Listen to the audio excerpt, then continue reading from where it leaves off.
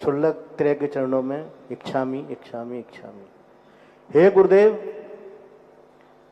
दो चीज का तो मुझे आशीर्वाद आपसे अपेक्षा करता हूं मैं, और एक मेरा जिज्ञासा है। पहला तो यह है कि लोकोदय तीर्थ क्षेत्र कमेटी एवं ट्रस्टियों की ओर से आपको सादर नमोस्तु। सारे काम गुरुजी इस समय जमीन संबंधी सारी बाधाएं थी वो दूर हो चुकी हैं और अब निर्माण की ओर अग्रसर है। तो जो हमें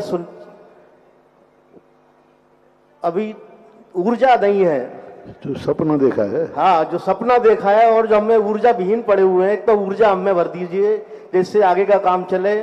और दूसरा गुरुदेव, आपने अभी 2 दिन पहले ही एक पंचकल्याणक का जिक्र किया था, आगरा के पंचकल्याणक, जिसमें आग लग गई थी और बहुत आपने 2 दिन पहले प्रवचन में मैंने सुना था। उस कमला नगर के मंदिर के लिए भी मैं विकास की धारा बहे उसके लिए भी आशीर्वाद चाहता हूँ। और देखो ये, हाँ, और एक मेरा जिज्ञासा ये है कि विद्वानों के और मुनियों के मुख से हमने ये बात सुनी है कि हमारे आगम ग्रंथों की 6-6 महीने तक होली जलाई गई और वो जो है सारे ही पूरे देश में सब जगह होली जली। तो क्या उन ग्रंथों के जलने के बाद में कोई ऐसा विषय अछूता रह जाता है जो आपको कमी महसूस होती है, क्योंकि आप तो मर्मज्ञ हैं, ज्ञाता हैं शास्त्रों के, तो ये मेरी जिज्ञासा है। पहली बात भाई, ये लोकोदय महातीर्थ के जो हैं महामहिम हैं, है ना, तीर्थ राष्ट्रपति हैं लोकोदय रूपेश बाबू और उनके साथ अनिल बाबू। और ये अनिल बाबू जो खड़े ना, ये चतुर्मास के अन्नपूर्णा हैं। इन्होंने हमारे सारे भक्तों की आदत बिगाड़ दी, क्योंकि ऐसा शाही पंचकल्याणक के शाही चतुर्मास कराया कि लोग ये कहने लगे ऐसा तो बारातों में भी नहीं मिलता। और एक खिला रहे, ये पूरा ग्रुप था, एक बहुत बड़ी, पहली बार पंचकल्याणक में इस ग्रुप ने, अन्नपूर्णा ग्रुप ने एक ऐसा आदर्श प्रस्तुत किया कि दुनिया शादी में आने वाले मेहमानों को ही सम्मान देते हैं, लेकिन इन्होंने गुरु दर्शन के आने वाले मेहमानों को जो सम्मान दिया, एक आदर्श बना। हमेशा हमने देखा है कि लोग बारात में आते हैं, मेहमान आते हैं, उनकी ताकत से भी ज़्यादा उनकी खातिरदारी करते हैं। और जब चतुर्मास होता है, साधुओं के भक्त आते हैं या विधान देते हैं, तो कमेटी निपटाना चाहती कि हाँ बना दो ना, टमाटर काट दो, दाल बना दो और पूरी बना दो, पूरी निकाल दो और निपटाओ। अक्सर का ये होता है। अब लौकी, बुंदेलखंडी लौकी बुंदेल का हर चीज की अलग अलग है। जैसे यहाँ की लौकी प्रसिद्ध है, और वहाँ मुरैना तरफ जाओ, जसपाल समाज की कद्दू और चने की दाल, बस ये बन गया तो समझ लो। गुजरात जाओ तो खिचड़ी प्रसिद्ध है।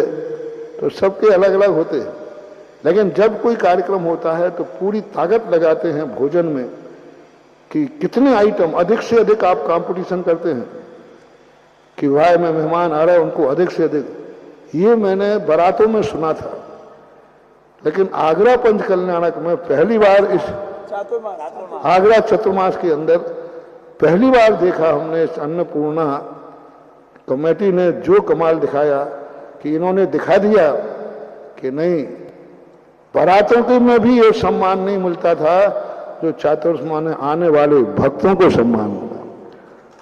और जो मनोहार, हमेशा हमने देखा कि भोजनशाला में कैटर्स होते हैं, परोसने वाले होते हैं, लेकिन इन लोगों ने खुद खड़े होकर के जो सम्मान किया, स्वयं परोस करके सम्मान किया, ये बहुत भारत में आज भी चर्चा होती है।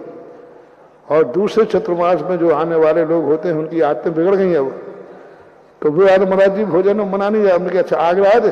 हाँ महाराज जी, इसलिए तो कह रहा हूँ, है ना। आगरा में जो चतुर्मास में हो गया, अब वो जहां भी जाएगा जिस चतुर्मास में, वहां के भोजन की बुराई तो निश्चित ही करेगा, क्योंकि उससे अच्छा कोई नहीं कर सकता। इन सारे 10-15 परिवारों ने बहुत मेहनत की थी। 5 लोग 5 परिवार, 5 लोग 10 लोग, और इन्होंने तो ये लोकोदय तीर्थ क्षेत्र है, देखो, लोकोदय तीर्थ क्षेत्र की महिमा मैंने भी खूब गाई है। सारा जगत को उम्मीद है, सारा जगत देखना चाह रहा है कि जैनियों का लोकोदय वो ताजमहल है और ये उसका सरताज बनने की बात सोच रहा है। अब कमेटियों को सक्रिय होना है। कभी कभी क्या है कि कई कमेटियों में इतने बड़े लोग आ जाते, इतने बड़े लोग आ जाते हैं कि वे आकाश में घूमने वाले होते हैं और काम उनसे होता है जो जमीन पे चलने वाले होते हैं। हमने अक्सर कर देखा, जो हवाई जहाजों में उड़ने वाले लोग होते हैं वो वर्कर नहीं हो सकते, काम नहीं कर सकते, और जो वर्कर होते हैं वही काम। तो आगरा में सबसे बड़ी टीम है कि वे हवाई जहाज में उड़ने वाली कमेटी है। अब चाहिए पैदल चलने वाली कमेटी। वो जब ही संभव हो सकता है कि पैदल चलने वाली कमेटी, हवाई जहाज वालों को तो माला पहना है, माला वो पहने और काम छोटे करें तो फिर काम हो सकता है। उनको हटा करके तुम काम नहीं कर सकते, वो करने ही नहीं देंगे। और तुम नहीं, जो जमीन पे चलने वाले लोग नहीं जुड़ेंगे तो बड़े कुछ कर नहीं पाएंगे, और बड़े लोगों नहीं जुड़ेंगे तो जमीन वाले कुछ कर नहीं पाएंगे। इसलिए बड़े लोग सम्मानी बने, माला पहने, सब करें, और जो वर्कर लोग हैं भी सामने आए, और बहुत बड़ा काम लोकोदय का कार्य होना है। अब एक इतिहास बनाने वाली बात है। हम तो सारे रास्ते सब कुछ खोल आते हैं, और मेरा तो नेचर है, मेरा कोई तीर्थ नहीं है और मेरे बराबर किसी के पास तीर्थ नहीं है। इसलिए मैंने तो जो कुछ दिया सब कुछ प्रेरणा देकर के, जो काम आगरा में हुआ उसके लिए पूरे भारत को गर्व है, पूरा भारत का गौरव है, और हर भारत का व्यक्ति तुम्हारे लोकोदय तीर्थ क्षेत्र के लिए अनुमोदना करने को तैयार है, समर्पित होने को तैयार है। अब करना है आप लोगों को, तो आप लोग अपना कार्य करें, सक्रियता दिखाएं, बहुत अच्छा है। सभी लोगों को मिलकर काम करें, करना चाहिए। दूसरा, आपका जो कमला नगर का मंदिर है, पक्का है कि 94 में उसी के लिए गया था, और जो कुछ हुआ अभी 2 दिन पहले ही कहा था।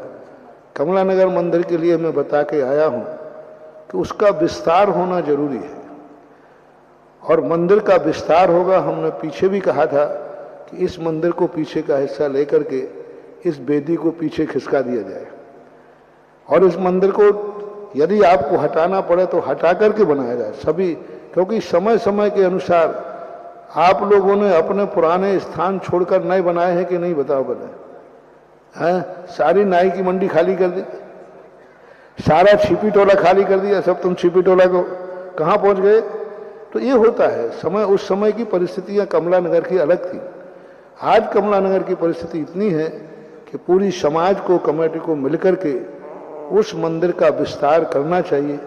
यदि मंदिर को पूरा हटा करके बनाना पड़े तो भी मैंने बनाने की अनुमति दी है।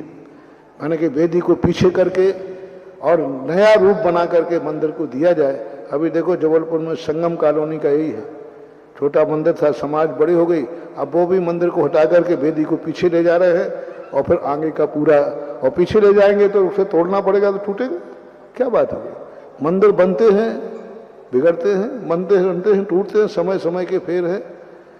तो इसलिए कमला नगर के मंदिर को मैंने वहाँ भी छत पे खड़े होकर कहा था, इसका विस्तार करो, स्थान का मिले तो अच्छी बात है, उसी स्थान पे करो, नहीं मिले तो बड़ा नया स्थान देख करके बनाओ, कोई बात नहीं। सब चल, जंगम अजंगम दोनों प्रकार के मंदिरों की स्थिति मिलती है, इसलिए कमला नगर का मंदिर बड़ा होना चाहिए। मैं भी वहाँ गए के सबको निर्देश दिए थे, आदेश दिए थे, जैसे बने तैसे किसी भी हालत में कमला नगर के मंदिर का विस्तार होना चाहिए। वेदी जहाँ बैठी है उसको खिसकाकर पीछे ले जा सकते हो, शिखर को ले जा सकते हो, कोई बाधा नहीं है, और पूरा हटा करके नया बना सकते हो, जिससे सारी समाज वहाँ बैठ सके। ऐसा करना, आप देख लीजिए यहाँ नया बन रहा है कि नहीं? यहाँ तो चमत्कारी 1000 साल पुराना था, 1000 साल पुरानी वेदी को खिसका करके आज नए उच्चासन पर बैठ करके और इतना विशाल मंदिर बन रहा है। तुम्हारा मंदिर तो कितने साल पुराना है? 94 के बाद कितना है? ये तो हजारों साल, 30 साल। ये तो 1000 साल पहले की वेदी बनी थी। 1000 साल की बैठी हुई वेदी को उत्थापन करके और भगवान को उच्चासन लाया। अपने कुंडलपुर के बड़े बाबा उच्चासन पर गए तो कोई बाधा नहीं, बस समाज में थोड़ा सक्रियता आए, थोड़ा पैसा खर्च करो, कमाओ कमाओ नहीं रे कमला नगर वालों। आगरा की सबसे बड़ी रिच कॉलोनी है। आगरा के कमला नगर वालों ने 1993-94 के बाद जो कमाई की है, यदि वे 8 आना का ही ब्याज दे देवे, रुपया सैकड़ा नहीं मांग रहा हूं, यानी 4 आना का भी सैकड़ा का ब्याज दे देवे, जो कमाया है कमला नगर वालों ने 30 साल के अंदर, उसका एक छोटा सा अंश भी लगा दें तो कमला नगर का मंदिर इतना विशाल बन जाए कि कमला नगर के लोग ही नहीं, पूरे आगरा के लोग आकर के बैठे तो बैठ सकते हैं। ऐसा बनाया जा सकता, बनाना चाहिए, बनाया जा सकता नहीं, बनाना चाहिए। एक गुरुदेव, मेरी जिज्ञासा थी कि जो शास्त्रों की होली जलाई गई थी, शास्त्रों की होली के संबंध में उल्लेख मिलता है, ऐसा कोई लिखित प्रमाण पत्र कोई लिखित रूप से देखने में नहीं आया। मुझे लगता है 6 महीने तक होली का बहुत शास्त्र जलाए गए, नालंदा में है, बहुत सारे शास्त्र, लेकिन 6 महीने के संबंध में इतिहास नहीं मिला। ऐसा कहते हैं किसी ने संकल्प किया था कि प्रतिदिन हम एक जैन शास्त्र जलता हुआ देख के भोजन करेंगे, तो ये इतिहास के अंदर तो मिला नहीं, लेकिन फिर भी यह चर्चा है और बहुत सारे ग्रंथ। अब हमारे लिए तो बहुत सारी बातें हैं जो शास्त्रों में मिलती हैं, लेकिन आज हमारे लिए उसके लिए शास्त्र उपलब्ध नहीं होते। जैसे गंधहस्ती महाकाव्य में पशुओं की भाषा लिखी थी, पशुओं के संकेत लिखे थे कि पशु पक्षी इस प्रकार की यदि आवाज करे तो उसका अर्थ ये है, इस प्रकार की आवाज करे तो उसका अर्थ ये है। पशु तो ये सारी बातें हैं। अभाव खटकता तो है, कई बातों में खटकता है। गुरुदेव नमो। और ऐसे महानुमा अन्नपूर्णा और